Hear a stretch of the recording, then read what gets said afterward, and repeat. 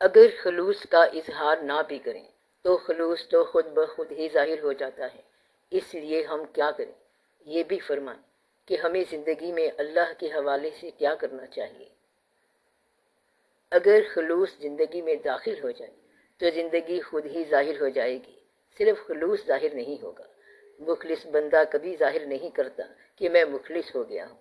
اگر کوئی شخص اپنے خلوص میں باقی سب سے نمایاں ہو گیا تو میننگ دیر بائی باقی لوگ کم خلوص میں ہوں گے۔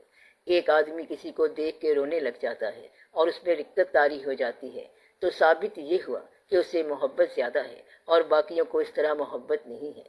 اگر کسی کلاس، جماعت یا گروہ میں ایک شخص کا بیہیویئر ایسا ہے کہ وہ اسے باقیوں سے استثناء میں لے آئے تو وہ اچھا نہیں ہے۔ یہاں سے پوری قوم برباد ہوئی ہے۔ مثلاً آپ سارے بیٹھے ہوئے ہوں اور ایک آدمی اٹھ کھڑا ہو اور زور سے بسم اللہ الرحمن الرحیم پڑھنے لگ جائے اور یہ کہے کہ یہاں سے حضور پاک صلی اللہ علیہ وآلہ وسلم کی سواری گزر گئی ہے، چاہے وہ سچ ہو، لیکن جن کو نظر نہیں آیا انہیں کیا جتا رہے ہو کہ کیا گزر گیا؟ ان کو تو یہ بتایا جا رہا ہے کہ تم اندھے ہو، کہ تمہیں نظر نہیں آ رہا، تو نہ دیکھنے والے اپنے اسلام پہ شک کریں گے۔ اصلی بات یہ ہے کہ اس طرح کی سپیریٹی ظاہر نہ کرو اور دوسروں کو شک اور اندیشے میں نہ ڈالو۔ کچھ لوگ مسجد میں داخل ہوتے وقت رونی شکل بنا لیتے ہیں اور نماز پڑھتے پڑھتے رکعت طاری کر لیتے ہیں۔ یہ اکثر نقلی ہوتا ہے۔ اگر اللہ کے ساتھ آپ کی محبت ہے تو ساری زندگی اللہ کی ہے۔ نقلی آدمی کا بیہیویئر جو ہے وہ سیگمنٹس اور فریگمنٹس میں ہوگا۔ مثلاً مسجد میں وہ خشوع و خضوع کے ساتھ عبادت کرے گا اور جب VCR کی باری آئے گی تو وہ اس وقت اور ہوگا، حالانکہ وہ وقت ہے اللہ کو یاد کرنے کا۔ وہ آدمی جس کی زندگی کا ہر شعبہ اللہ کے لیے ہے وہ تو حق پر ہے، اور جن لوگوں کی زندگیوں میں اس کے علاوہ شعبے ہیں اور مختلف بیہیویئرز ہیں ان کی بات نہیں بنتی۔ عام طور پر دیکھا گیا ہے کہ بیہیویئر جو ہے یہ کنٹراڈکشن میں آتا ہے اور ایسے آدمی کی شکل نظر آ جاتی ہے۔ ہمارے پاس کئی سال سے کچھ لوگ آ رہے ہیں اور انہوں نے لوگوں کو معاف نہیں کیا، حالانکہ میری بیسک تعلیم یہ ہے کہ ہر ایک کو معاف کر دو، پھر بھی وہ لوگ یہاں آتے رہتے ہیں۔ معافی نہ دینا ناسور ہے۔ اللہ نے حضرت یوسف علیہ السلام کی کہانی بیان کی ہے نا، اس کہانی میں سے میں نے آپ کے لیے بڑے نتیجے نکالے تھے۔ اللہ نے آپ کو سمجھانے کے لیے ہر بات سے ایک بات نکالنی ہے، کیونکہ وہ اللہ ہے۔ اللہ نے فرمایا کہ یوسف علیہ السلام نے ایک خواب دیکھا، یعنی یوسف علیہ السلام نے اپنے باپ سے کہا کہ اے ابا جان، میں نے دیکھا خواب میں کہ 11 ستارے، سورج اور چاند مجھے سجدہ کر رہے ہیں۔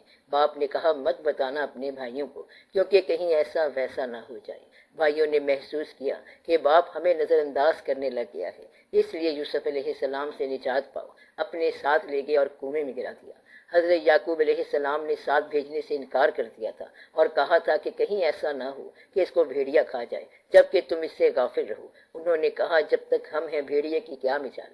ایک بھائی نے کہا اسے قتل کر دو، دوسرے نے کہا آخر بھائی ہے اتنا تو خیال رکھو، قتل نہ کرو بلکہ اس کو کسی بند کنویں میں ڈال دو، آگے اس کی قسمت اور اس کا مقدر۔ آخر انہیں کنویں میں ڈال دیا گیا اور بھائی گھر آ گئے اور قمیص پر جھوٹا خون لگا کر باپ سے کہا کہ آپ کا اندیشہ پورا ہو گیا، یوسف علیہ السلام کو بھیڑیا کھا گیا۔ حضرت یعقوب علیہ السلام نے انہیں کچھ نہیں کہا، حالانکہ انہوں نے کہا تھا کہ میں یوسف علیہ السلام تمہاری امان میں دیتا ہوں۔ اس کا دھیان کرنا، اگر کوئی سیانہ آدمی ہوتا جیسا کہ آج کا ماڈرن مین ہے تو وہ کنویں میں فیصلہ کر لیتا کہ جب کبھی موقع ملا میں ایک بھائی کو بھی نہیں چھوڑوں گا۔ حضرت یوسف علیہ السلام نے یہ فیصلہ نہیں کیا کیونکہ وہ پیغمبر ہیں اور انہیں کنویں میں ایک آواز آئی کہ مبارک ہو، پیغمبری کا سفر شروع ہو گیا۔ اس کے بعد قافلے والوں نے آپ کو کنویں سے باہر نکالا۔ باہر نکل کے بچہ رونے لگ گیا۔ پوچھا کیوں روتے ہو؟ تو یوسف علیہ السلام نے کہا کہ بھائی یاد آ رہے ہیں۔ انہوں نے بھائیوں کے عمل کو یاد نہیں رکھا بلکہ بھائیوں کو یاد رکھا۔ تو یاد رکھنے والی بات یہ ہے کہ اللہ کی بات سن کر آپ کے عقیدے میں کتنی پختگی آئی ہے اور عمل میں کیا چینج آئی ہے۔ پھر یوسف کو مصر لے گئے، وہاں غلام کے طور پر اوپن مارکیٹ میں ان کا ریٹ لگا۔ بعض اوقات بلند آدمی ان پستیوں سے بھی گزر جاتے ہیں، اس سے کردار میں فرق نہیں پڑتا، اس سے نصیب کو فرق نہیں پڑتا۔ اور یوسف علیہ السلام تو پیغمبر بھی ہیں اور پیغمبر زادے بھی ہیں۔ جب ان کا ریٹ لگ رہا تھا تو وہاں ایک بڑھیا اپنا سوٹ لے کے آئی۔ اس سے پوچھا گیا کہ کیا یوسف علیہ السلام کو اس سوٹ سے خریدو گی؟ تو اس کا جواب تھا یہی کچھ ہے ساقی متاع فقیر، اور میری کل کائنات یہی ہے اور اس سے میں یوسف علیہ السلام کو خریدنا چاہتی ہوں۔ اگر یوسف ہورے مینو نہ دیسن، خریداراں بچوں میں کو گڑے سن، یعنی اگر یوسف علیہ السلام مجھے نہ دیں گے تو کم از کم خریداروں میں میرا نام تو آ جائے گا۔ اس کے بعد جب وہ عزیز مصر کے گھر پہنچے تو اور واقعہ شروع ہو گیا۔ ایک عورت میں والہانہ پن پیدا ہو گیا کیونکہ اس کے لیے یہ مقدر شدہ تھا۔ جب یوسف علیہ السلام جوان ہوئے تو انہیں ورگلایا اور دعوت گناہ دی۔ یوسف علیہ السلام نے کہا مجھے خدا کا خوف ہے اور بھاگنا شروع کر دیا تو بند دروازے کھلتے گئے۔ اس عورت نے پیچھے سے قمیص پکڑی تو وہ پھٹ گئی۔ آگے دروازے پہ عزیز مصر موجود تھا۔ اب اس عورت نے مکر کیا اور کہا کہ یہ ہے آپ کا غلام جس نے میرے ساتھ بدتمیزی کی ہے۔ معصوم بچے نے دلیل دی کہ اگر قمیض آگے سے پھٹی ہو تو میں قصوروار ہوں اور اگر پیچھے سے پھٹی ہے تو میرا قصور نہیں ہے۔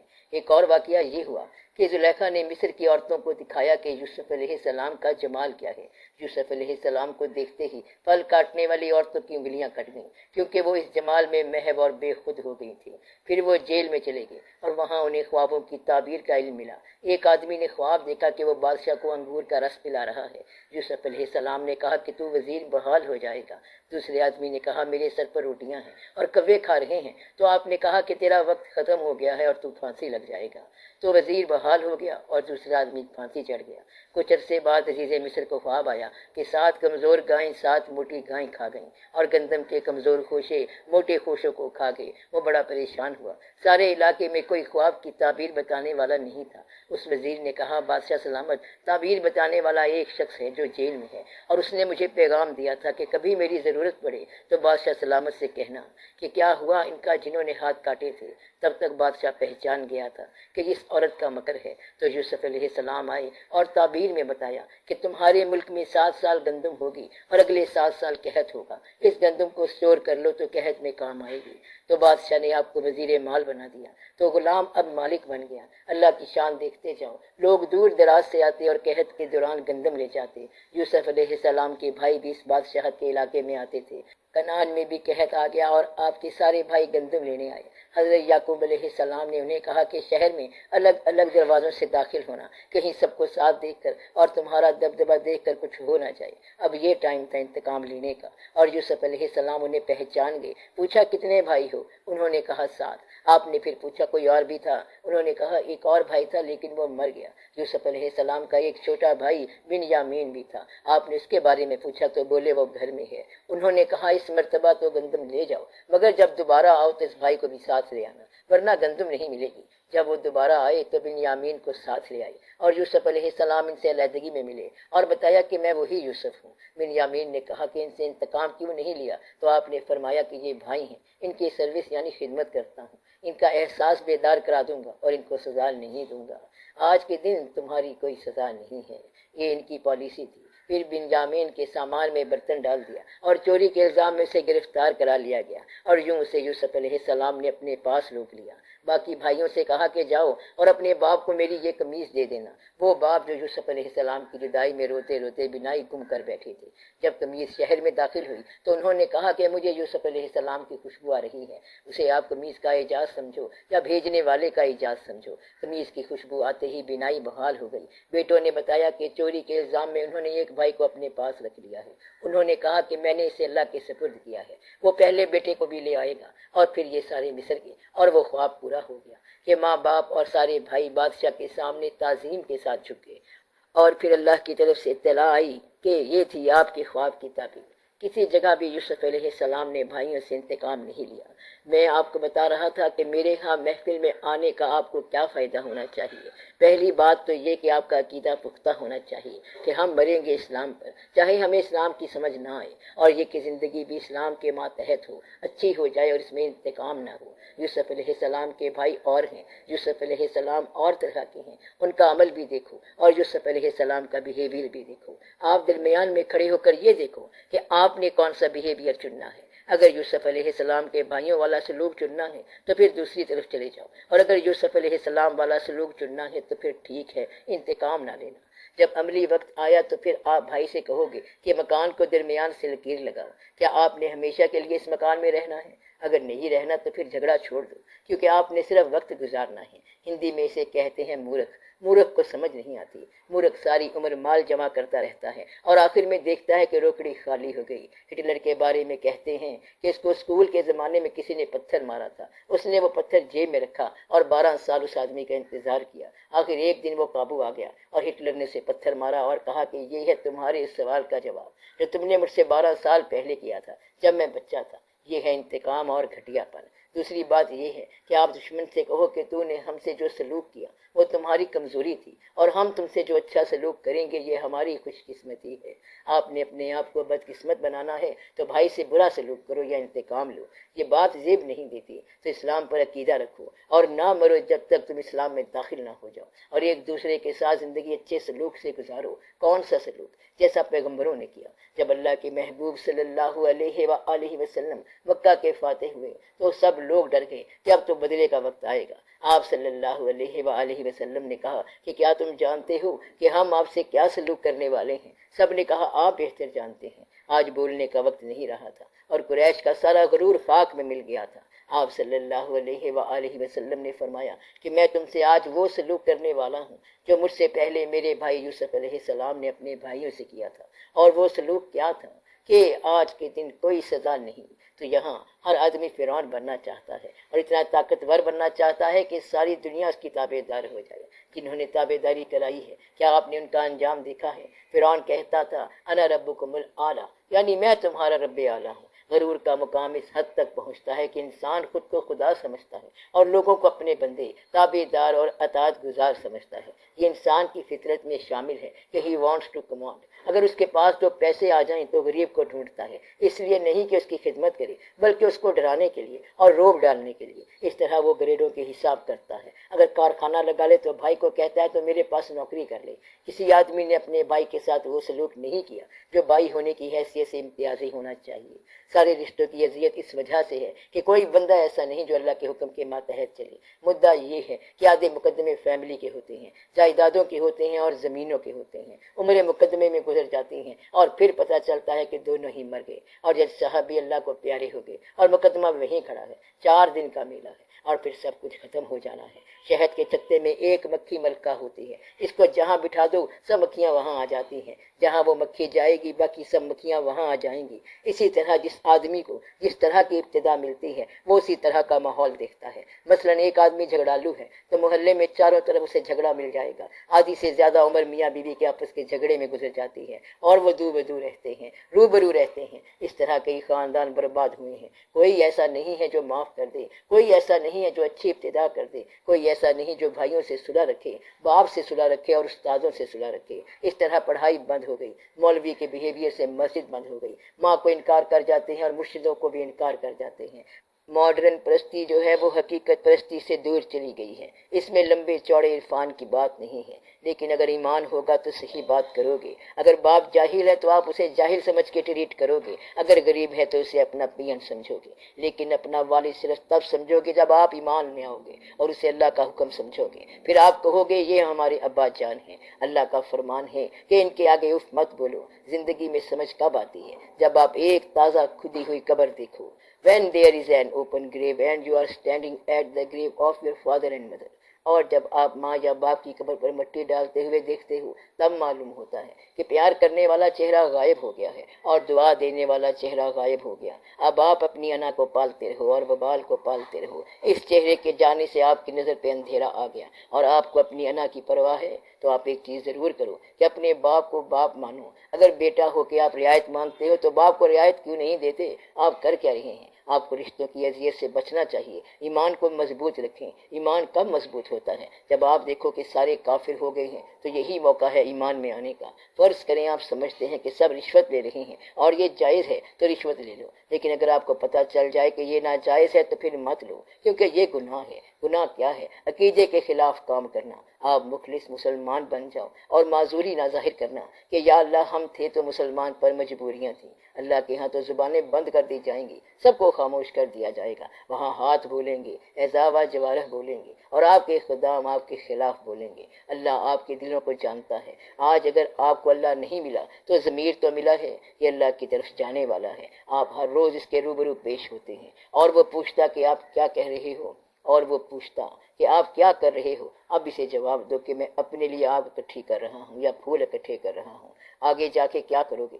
یہیں سے سب کام ہو گیا۔ اب بیانیہ اسلام بند کرو اور توبہ کرو اور انسان بنو۔ وعدہ کرو کہ آئندہ کسی سے رنجش نہیں رکھو گے۔ اگر آپ نے آئندہ رنجش رکھی، انتقام لیا، بھائی کو معافی نہ دی اور ماں باپ کا حکم نہ مانا یا ماں باپ سے محبت نہ کی تو آپ کا ہم سے کوئی تعلق نہیں، پھر سب کچھ اینڈ ہو جائے گا۔ اپنے ابا جان کی ایسے تابع داری کرو جیسے وہ اللہ کا ایک روپ ہے۔ اگر اللہ آپ کو کوئی چیز نہ دے پھر بھی عبادت کرتے جاؤ، پھر بھی محبت کرتے جاؤ۔ محبت کا تقاضا یہ ہے کہ دوسرے کے عمل سے بے نیاز ہو جاؤ۔ محبوب کے پاس آپ گئے اور اس نے گیٹ آؤٹ کر دیا، مگر آپ ہر بار ہی اس کے گھر کے سامنے سے گزرتے ہو، اس کے ہزار انکار کے باوجود کوئی ملامت میں بھی پھر جاتے ہو۔ یہ محبت ہے اور یہ ہے دنیاوی محبت۔ اگر اللہ سے آپ کو محبت ہو گئی ہے یا ماں باپ سے ہو گئی ہے تو ماں باپ سے سلوک اللہ تعالیٰ سے سلوک ہے۔ آپ بتاؤ ویئر ڈو یو اسٹینڈ؟ بھائی کے ساتھ خوش اسلوبی اور خوش اخلاقی کرو اور اسے اپنی جائیداد میں سے بھی دو اور اسے کہو کہ اے میرے بھائی، all right you are my brother and you are honour of آل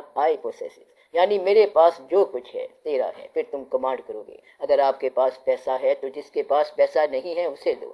جن لوگوں کو آپ نے اپنے مرنے کا غم دینا ہے ان کو زندگی میں کوئی خوشی دے جاؤ۔ بہنوں کو اور بھائیوں کو خوشی دو۔ مثلا گلاب کے پھول کو اگر کوئی برا کہے تو کیا وہ خوشبو دینا چھوڑ دے گا؟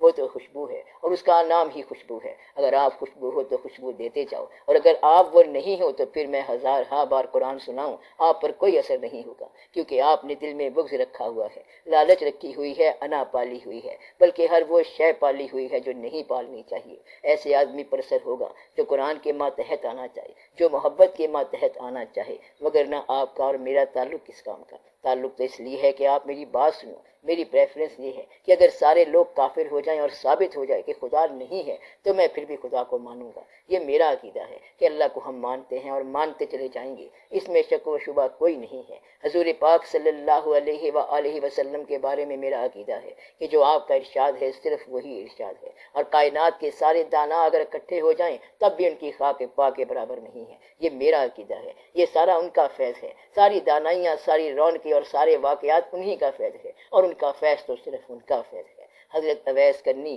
رضی اللہ تعالیٰ عنہ ایک مرتبہ حضور پاک صلی اللہ علیہ وآلہ وسلم کی زیارت کو جانے لگے تو ان کی والدہ نے کہا کہ اگر حضور پاک صلی اللہ علیہ وسلم مسجد میں تشریف رکھتے ہوں تو زیارت کر کے آ جانا، ورنہ واپس آ جانا۔ جب حضرت اویس کرنی رضی اللہ تعالیٰ عنہ مسجد پہنچے تو حضور پاک صلی اللہ علیہ وسلم حجرے مبارک میں تھے اور وہ واپس ماں کے پاس چلے گئے۔ دوسری مرتبہ ارادہ کیا تو ماں نے کہا اگر حجرے میں ہوں تو مل لینا، لیکن اس دفعہ حضور پاک صلی اللہ علیہ وآلہ وسلم مسجد میں تھے اور وہ واپس آ گئے۔ اس طرح ظاہری ملاقات نہیں ہوئی، لیکن ملاقات کا یہ عالم ہوا اور اس کا فیض یہ ہوا کہ حضور پاک صلی اللہ علیہ وسلم نے اپنا جبہ مبارک ان کو بھیجا اور مستند اصحاب لے کر گئے، یعنی حضرت عمر رضی اللہ تعالیٰ عنہ اور حضرت علی کرم اللہ وجہہ۔ ان کے پاس جب جبہ مبارک لے کر گئے تو انہیں بھی پتہ چل گیا اور ان کو بھی۔